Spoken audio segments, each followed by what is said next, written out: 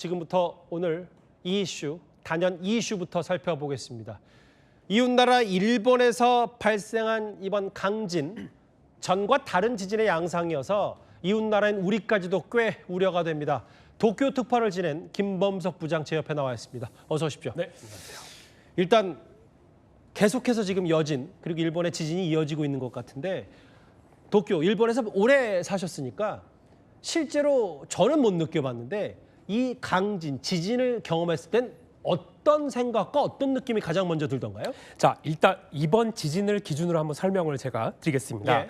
일본 방재청에 설명하는 규모 7의 지진은 내용은 이렇습니다. 사람이 서 있기 어려울 정도의 매우 강한 흔들림, 이겁니다. 예. 그러니까 쉽게 얘기하면 생명의 위협을 느낄 정도라고 보시면 됩니다. 실제 제가 도쿄에 있을 때 이거는 아니지만 규모 4 정도 지진을 몇 번 경험한 적이 있는데요. 아, 그래요? 땅이 막 상하 좌우로 빠르게 왔다 갔다 하고 정말 아무것도 할 수가 없었습니다. 그러니까 건물 엘리베이터 작동 중단은 말할 것도 없고요.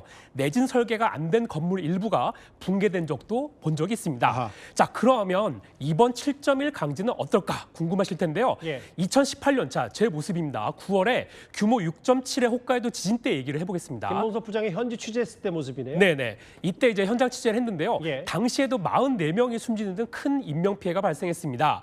우선 강진 발생 후에 나타나는 게 정전입니다. 저도 진짜 당황을 했는데요. 전기가 다 끊기거나 불이 안 켜지는 건 물론이고요.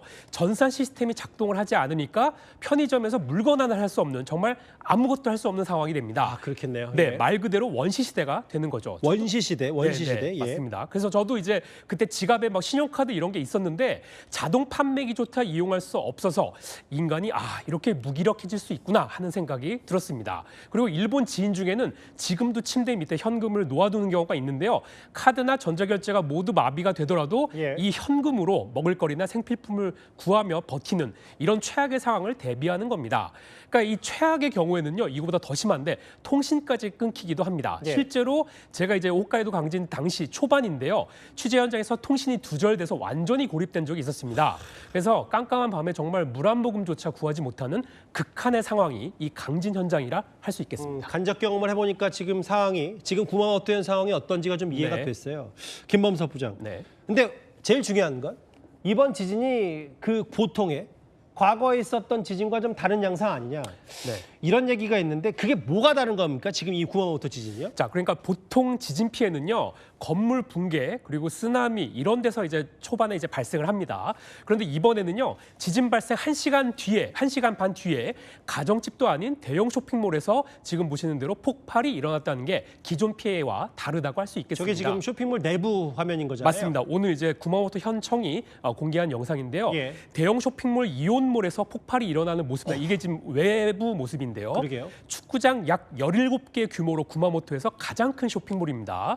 그래서 이제 한때 어제 이 시간쯤에 20명에서 30명 정도 갇힌 것으로 알려졌고, 맞아요. 지금 오늘은 이제 실제 3명이 목숨을 잃은 것으로 나타났습니다. 쇼핑몰 측이 오늘 이제 얘기를 기자회견했는데 지진 발생 후에 고객 4,300명을 대피시켰고 그 이후에 남아있던 직원들이 이렇게 피해를 입었다고 밝혔습니다. 자, 그렇다면 왜 폭발이 일어났을까? 자, 오늘 오전에 기아라 일본 관방장관이 브리핑에서 이렇게 얘기를 했습니다. 경찰과 소방이 내부를 수색했을 당시에 예. 가스 냄새가 났다는 보고를 받았다. 이렇게 얘기를 했는데요. 그러니까 LP가스, 액화석유가스 누출 가능성이 제기된 겁니다. 그러니까 정리하자면 저 강진으로 인해서 저 쇼핑몰도 과거의 지진 때 이후에 좀 더 튼튼하게 지었다고 했는데도 맞습니다. 네. 규모 7.1에 저렇게 속수무책이었는데 네. 저게 어쨌든 가스관이든 뭐든 건드려서 누출 사고까지 발생했다. 일단 초반엔 이렇게 정리할 수 있는데. 네.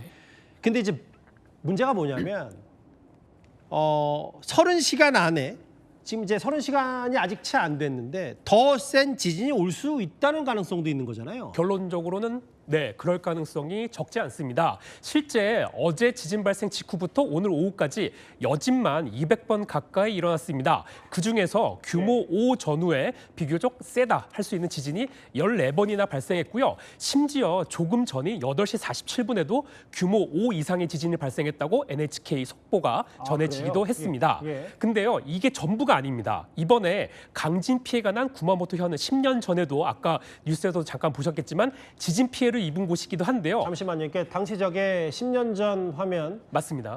이제 민가를 덮쳤고 이렇게 뭐 폭삭 주저앉은 모습이 딱 정확히 10년 전이잖아요. 네, 그게 이제 4월 14일, 2016년 4월 14일 규모 6.5의 첫 지진이 일어났고요.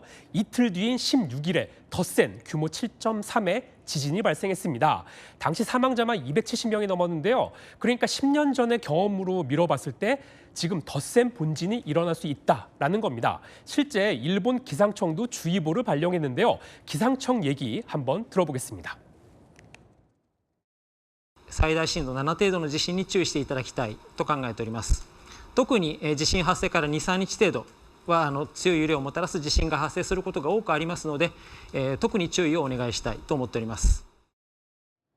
그러니까 불과 30분 전에 지금 규모 5의 지진이 또 한 번 발생했고 지금 저기 이제 나오는 내용 중에 10년 전 첫 지진 28시간 뒤에 더 큰 본진이 발생했다. 그러니까 지금 정확히 어제 오후 4시 30분쯤에 지진이 났거든요. 네, 그러면 진짜 28시간 뒤면 정확히 지금 이 시간에 네. 조금 30초 전에 규모 5가 왔고 그러면 오늘 밤 사이에 또 어떤 센 지진이 일어날 가능성이 꽤 높다. 그러면 아까 김범석 부장이 취재하고 파악하기로는 전과 다른 지진의 양상이니까 쓰나미는 없었다라고 했는데 그럼 쓰나미 피해 가능성도 있는 거예요?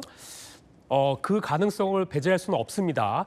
뭐 실제로 어제 일보가 났을 때는 쓰나미 주의보가 발령되기도 했는데요. 예. 오늘 일본 방재 전문가들에게 직접 전화해서 물어봤더니 10년 전 상황이 되풀이될 가능성도 있다. 이렇게 얘기를 했습니다. 자, 왜 그런가 봤더니 10년 전 강진은 지금 보시는 대로 구마모토를 가로지르는 두 개의 단층에 교차하는 부근에서 연쇄적으로 일어났습니다. 예. 자, 이번 지진은 10년 전 7.3 규모 본진 진원에서 남서쪽으로 약 18km 떨어진 지점에서 발생했는데요. 예. 자, 전문가들은 당시에 남은 힘이 이번 지진을 일으켰다고 보고 있는 겁니다. 일본 정부도 이 남쪽 단층 구간을 우려해 왔고요. 근데 문제는 아까 말씀하신 대로 정말 더 강력한 본진이 발생하는 경우입니다. 10년 전에도 첫 강진 이후에 더 큰 본진이 남쪽에서 발생했는데 만약 이번에 바다와 가까운 곳에서 발생한다면 쓰나미 피해까지 겹치는 최악의 상황도 배제할 수 없는 겁니다. 일본도 지금 마찬가지로 밤 9시 30분이 됐으니까 야 이거 큰 걱정이 되는데 근데 이제 아까 말씀하셨던 것처럼 이게 비단 우리나라와 관련이 아예 없다고 할 수도 없고 왜냐하면 어제만 하더라도 부산, 울산, 경남 쪽에서는 이미 일본이 약한 지진을 감지했기 때문에 지금 이 전반적인 뭐 이미 불의 골이라는 그 지진판 이게 어떻게 되는 거예요? 맞습니다. 사실 이제 어제 구마모토 강진 일보가 전해졌을 때 규슈 지역하고 가까운 부산 대구 쪽을 중심으로 예. 흔들림 신고가 780건이 넘은 것으로 나타났죠.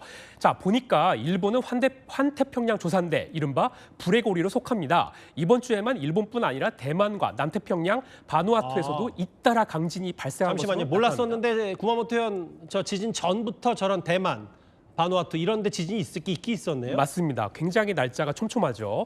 불의 고리 전역에서 지진 활동이 그만큼 활발해지고 있다. 이런 겁니다. 지질학자들에게 물어보니까요. 일본에서 강진이 자주 발생하면 한반도 지각에도 힘, 그러니까 응력이 쌓이게 되고 이 힘이 한계에 이르면 지진이 일어나게 됩니다. 그래서 2016년 경주 지진과 2017년 포항 지진을 두고도 국내 지질학계 일각에서는 2011년 동일본 대지진으로 한반도 주변의 응력 환경이 변화한 영향을 수 있다는 분석이 나오고 있습니다. 알겠습니다. 오늘 밤이 고비겠는데요. 얘기 들어보니까 알겠습니다. 도쿄 투파원 지낸 김범석 부장과 지금 구마모토 강진 하나하나 분석하고 전망해봤습니다. 오늘 말씀 고맙습니다. 감사합니다.